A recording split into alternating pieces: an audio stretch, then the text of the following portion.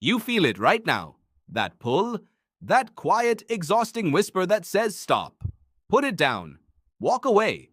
You have felt it 100 times before, and every time it shows up, you treat it like the enemy. But what if the feeling that tells you to quit is not a flaw? What if it is the oldest, most sophisticated survival system your body has ever built? Your brain does not want you to fail. It wants you to live. And for most of human history, those two things were not the same. Psychologist Michael Inzlicht at the University of Toronto has spent years studying what happens inside the brain when effort feels unbearable. His research found something that cuts against everything modern culture tells you. The sensation of wanting to give up is not a sign of weakness. It is a signal, a recalibration. Your nervous system is running a cost-benefit analysis in real time, and it is telling you that the current path is costing more than the expected return. Think about that for a moment. The discomfort you feel when you want to quit is not random. It is calculated. Now go back. Back before cities, before calendars, before the idea that pushing through pain was a virtue. Your ancestors lived in a world where energy was the most precious currency there was. Every calorie had to be hunted, gathered, or defended. Running out of energy did not mean a bad day. It meant death.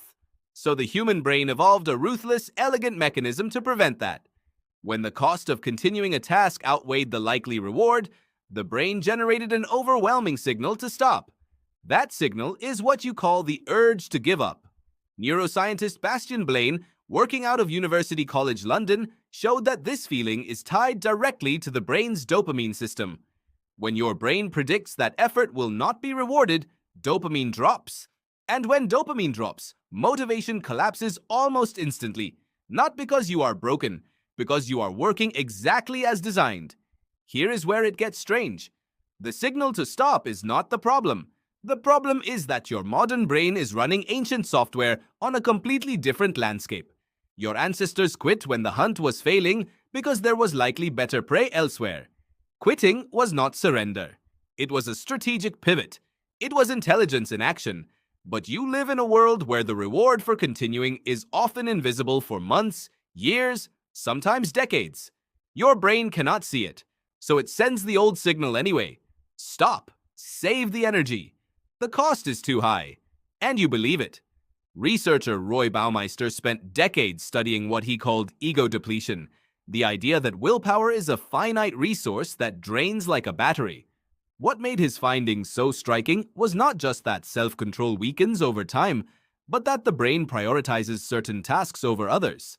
When the goal feels unclear, the brain categorizes the effort as wasteful and pulls the plug early.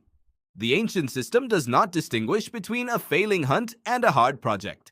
Ambiguity reads as danger, and danger signals retreat. So you are not weak, you are not broken, you are a creature built to survive a world that no longer exists, trying to build something in a world your brain has never seen before. The counterintuitive truth is this: when you feel like giving up most intensely, you are not at the edge of failure. You are at the edge of a recalibration point. The signal is real, but its interpretation is wrong. The cost is not death. The reward is not absent. It is just hidden behind a timeline your ancient brain was never built to see. What would change if you heard that signal differently? Not as stop, but as your system checking in, recalculating, looking for confirmation that the effort still makes sense.